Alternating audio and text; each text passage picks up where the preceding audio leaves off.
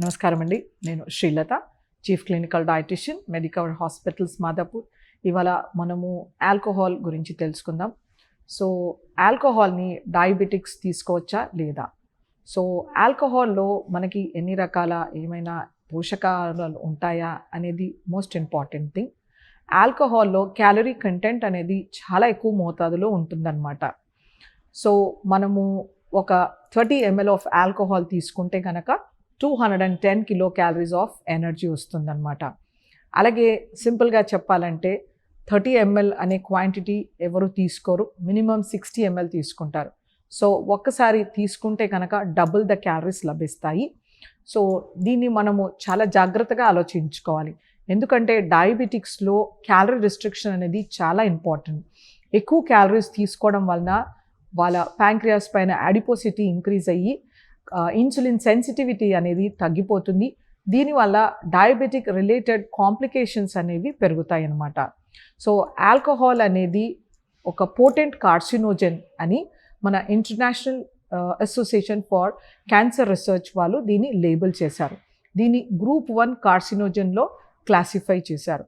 అందుచేతనే ఆల్కహాల్ తీసుకున్న వాళ్ళలో ఓరల్ క్యావిటీ క్యాన్సర్ కానీ, ఫారింగ్స్ కానీ, ఈసోఫీజియల్ క్యాన్సర్ కానీ, స్టమక్ క్యాన్సర్ వస్తున్నట్టు పరిశోధనలు లేటెస్ట్గా తెలుపుతున్నాయి. కొంతమందిలో అపోహ ఏంటంటే ఇది చాలా మంచిది, శరీరానికి ఎన్నో రకాల మేలు చేస్తుందని. కానీ వీటిలో ఉండే క్యాలరీస్, ఎస్పెషల్లీ మనము డయాబెటిక్స్ని కన్సిడర్ చేస్తే కనుక ఎప్పుడైతే వీళ్ళు ఆల్కహాల్ తీసుకుంటారో మన లివర్ కనుక గ్లూకోజ్ని రిలీజ్ చేస్తుంది మన అవసరాన్ని బట్టి. ఆ గ్లూకోజ్ని రిలీజ్ చేయకుండా ఈ ఆల్కహాల్ని మెటబోలైజ్ చేస్తుంది. కాబట్టి వాళ్ళు హైపోగ్లైసీమియా అంటే లో షుగర్స్లోకి వెళ్ళిపోయే ఛాన్సెస్ ఉంటాయన్నమాట. అలాగే ఇవి డయాబెటిక్ మెడికేషన్స్తో కూడా ఇంటరాక్షన్ జరుగుతుంది. సో ఇది ఇన్సులిన్ని అబ్జార్బ్ అవ్వకుండా చేస్తుంది. వీళ్ళలో hyperglycaemia or high sugars కూడా మనం చూస్తూ ఉంటాం. సో క్రానిక్ ఆల్కహాలిజం, ఎవరైతే ఎక్కువ మోతాదులో ఆల్కహాల్ తరచుగా డయాబెటిక్స్ తీసుకుంటారో వీళ్ళలో ప్రతి ఒక్క ఎండ్ ఆర్గన్ని ఎఫెక్ట్ చేస్తుందన్నమాట. ఇది ఎండ్ ఆర్గన్ డ్యామేజ్ కూడా లీడ్ చేస్తుంది. మనకి బ్రెయిన్ని కన్సిడర్ చేస్తే కనుక డయాబెటిక్ న్యూరోపతి, కళ్ళల్లో డయాబెటిక్ రెటినోపతి, కాళ్ళల్లో peripheral vascular disease or diabetic foot వచ్చే ఛాన్సెస్ ఉంటుందన్నమాట. అలాగే స్టమక్లో గ్యాస్ట్రోపారసిస్ రావడం జరుగుతుంది. సో ఇన్ని రకాల కాంప్లికేషన్స్ డయాబెటిక్స్లో వచ్చే ఛాన్సెస్ ఉంటాయన్నమాట. సో ఇది మన శరీరంలో చెడు కొలెస్ట్రాల్ని అంటే ఎల్డిఎల్ని ఎలివేట్ చేస్తుంది. అలాగే కొంతమందిలో ఒక మిత్ ఏంటంటే ఇది హెచ్డిఎల్ని ఇంప్రూవ్ చేస్తుందని. సో మనకి రెడ్ వైన్లో హెచ్డిఎల్ ఇంప్రూవ్ చేస్తున్నట్టు కొన్ని స్టడీస్ తెలుపుతాయి. కానీ గ్రేప్స్లో ఉండే రెస్వెరట్రాల్ మనము ఫ్రెష్ ఫామ్లో తీసుకున్నప్పుడు కూడా మనకి స్కిన్ అండ్ సీడ్స్ మన రెస్వెరట్రాల్తో మనకి పొటెంట్ యాంటీ ఆక్సిడెంట్స్ లభిస్తూ మనకి క్యాన్సర్ యాక్టివిటీని అరెస్ట్ చేసే హెల్ప్ చేస్తుంది. అలాగే మన హెచ్డిఎల్ని కూడా ఇంప్రూవ్ చేస్తుంది.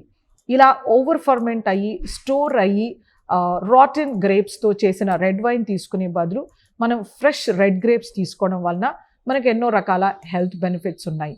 ముందుగా మనం వీటిలో వచ్చే క్యాలరీస్ని కూడా కన్సిడర్ చేసుకోవాలి. మనం కొంత మోతాదులో ఇంక్రీజ్ అయ్యే హెచ్డిఎల్ త్రూ రెడ్ వైన్ని కన్సిడర్ చేయకుండా వీటిలో ఉండే క్యాలరీస్ని కూడా కన్సిడర్ చేసుకోవాలి. దీనికన్నా బెటర్ మనము రెడ్ గ్రేప్స్ తీసుకుంటే మనకు ఎన్నో రకాల nutritive values including fibre, insoluble, soluble fibre, vitamins, minerals సమృద్ధిగా లభిస్తాయి. వీటిని డయాబెటీస్ కంట్రోల్ చేయడానికి ఎంతో హెల్ప్ చేస్తాయి అన్నమాట. సో అలాగే కొంతమందిలో అపోహ ఏంటంటే బియర్లో తక్కువ క్యాలరీస్ ఉంటాయి, ఇది సేఫ్ ఫర్ డయాబెటిక్స్. సో ఎటువంటి ఆల్కహాల్ అయినా కూడా మనకి ఎక్కువ మోతాదులో క్యాలరీస్ ఇస్తాయి. కొన్నిటిలో తక్కువ ఆల్కహాల్ పర్సెంట్ ఉంటుంది, కొంతలో మోడరేట్, కొంతలో ఎక్కువ. సో మనము ఇది కన్సిడర్ చేసుకోవాలంటే దే ఆర్ పోటెంట్ కార్సినోజెన్స్. ఇవి హైపో అండ్ హైపర్ గ్లైసీమియాని చేస్తాయి. అలాగే కొలెస్ట్రాల్ని పెంచుతుంది. వీటితో మనకి సెంట్రల్ ఒబిసిటీ, తర్వాత ఓవరాల్ బాడీ వెయిట్ గెయిన్కి కూడా హెల్ప్ చేస్తాయి.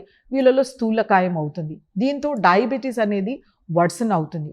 అది కాకుండా మన బ్లడ్లో ఉండే బ్యాడ్ ఫ్యాట్, ట్రైగ్లిజరైడ్స్ అంటే మనము ఈ ఆల్కహాల్ నుంచి వచ్చే కార్బోహైడ్రేట్ వలన మన ట్రైగ్లిజరైడ్స్ అనేది పెరుగుతుందన్నమాట. ఇది కూడా ఒక బ్యాడ్ ఇండికేటర్. సో ఇన్ని రకాల నష్టాలు మనకి ఆల్కహాల్తో జరుగుతున్నప్పుడు డయాబెటిక్స్ కానీ ఎవరైనా కూడా ఆల్కహాల్ని అవాయిడ్ చేస్తే శరీరానికి ఎంతో మేలు చేస్తుంది. అలాగే ఈ ఆల్కహాల్ వలన మన బాడీలో ఇంపార్టెంట్ వైటమిన్ థైమిన్ ఇది బయటికి వెళ్ళిపోతుంది అనమాట, అన్అబ్జార్బ్డ్. సో మనకి వైటమిన్ B1 థైమిన్ అనేది మనకి ఎన్నో రకాల యాక్టివిటీస్కి బాడీలో, ఎస్పెషల్లీ మన కార్బోహైడ్రేట్ మెటబాలిజంకి, రకరకాల ఫంక్షన్స్కి థైమిన్ అనేది అవసరం. సో దీంతో సివియర్ థైమిన్ డెఫిషియన్సీ వచ్చే ఛాన్సెస్ ఉంటుంది. దీనివలన మన హార్ట్ ఎన్లార్జ్ అయ్యి మనము తర్వాత బ్రెయిన్లో ప్రాబ్లమ్స్ వచ్చి మనకి వర్నిక్స్ ఎన్సెఫలోపతి కానీ వెట్ బెరీ కానీ వచ్చే ఛాన్సెస్ ఉంటాయి అన్నమాట. హార్ట్ ఫెయిల్యూర్లోకి వెళ్ళే ఛాన్స్ కూడా ఉంటుంది. సో అందుచేతనే alcohol is a big no food. అందులో మనకి ఎంత పర్సెంట్ ఆల్కహాల్ ఉన్నది క్వశ్చన్ కాదు. సో ఆల్కహాల్తో రకరకాల నష్టాలు జరుగుతున్నాయి కాబట్టి కామన్ పర్సన్కి ప్లస్ డయాబెటిక్స్కి తీసుకోకపోతే శ్రేష్టం. నమస్కారం.